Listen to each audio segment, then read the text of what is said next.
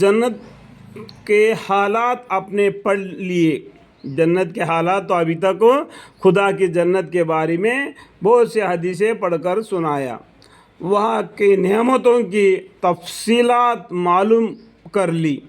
وہاں رہنے کے دل بھی چاہتا ہوگا. جنت میں داخلوں کے لیے بار بار اللہ تعالیٰ سے آپ نے دعا بھی کی ہوگی. یعنی ہر نماز کے بعد میں ہمیشہ بولتے ہیں یا اللہ تیری جنت دے، اللہ تیری جنت دے، یا اللہ تیری جنت دے کر کے دعا بھی مانگے ہوگی.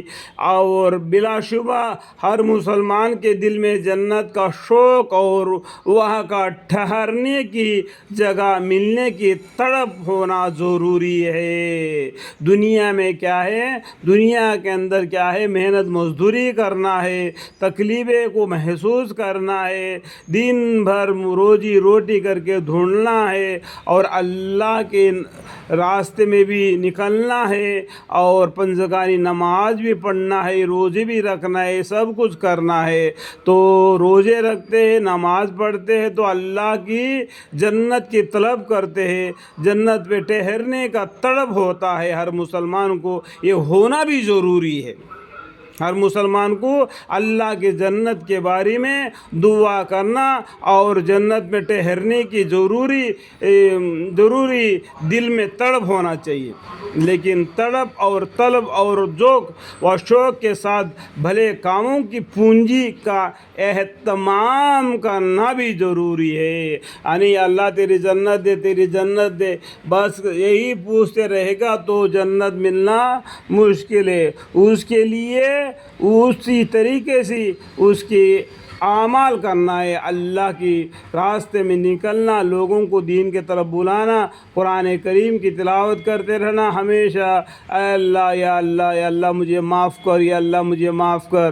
اور بھی ذکر میں مشغول رہنا. جو ہمیشہ جو ذکر کرتا ہے وہ زندہ ہے، اس کا دل تر و تازہ ہے.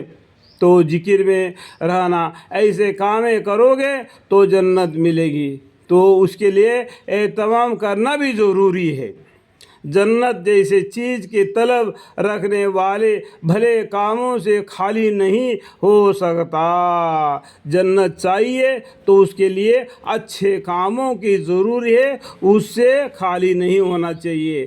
بیوقوف ہے وہ لوگ جو جنت کی تمنا کرتے ہیں مگر گناہوں میں لد پد ہے. جنت کی تو طلب کرتے ہیں اور ہمیشہ گناہ کے کاموں میں پھنسے رہتے ہیں تو وہ بیوقوف ہے اور بھلے کاموں کی پونجی سے غافل ہے. اچھے کاموں سے غافل ہے اور برے کاموں میں لگے ہوئے ہیں اور جنت کی طلب کر رہے ہیں.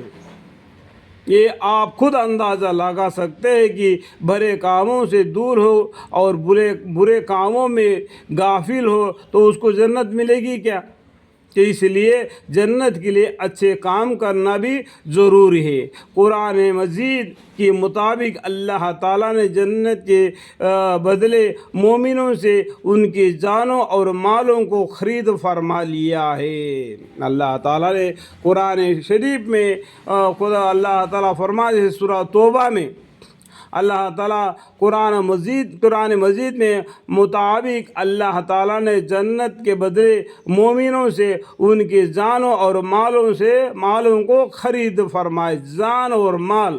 مومن دیکھو، مسلمان نہیں. جنت میں کون داخل ہوگا؟ مومن داخل ہوگا. اور مومن کو جان اور مال کو اللہ تعالیٰ نے جنت کے بدلے میں خرید لیا ہے. یہ دنیا میں رہ کر، یہ دنیا کے پیسوں سے، یہ دنیا کے مال و دولت سے اور جان سے ہم جنت کو خرید لینا چاہیے. دنیا کو نہیں خرید لینا. دنیا فانی ہے، کل من علیہا فانی ویبقی وجہ ربک ذو الجلال والاکرام.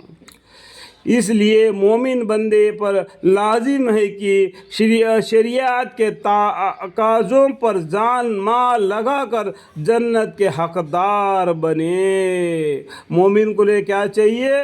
اس لیے مومن بندوں پر لازم ہے کہ شریعت کے تقاضے لازم ہے، شریعت کے تقاضوں پر جان مال لگا کر جنت کے حقدار بنے. اللہ آمین. ہمیں بھی اس راہ پر چلنے کی توفیق عطا فرمائے. آمین.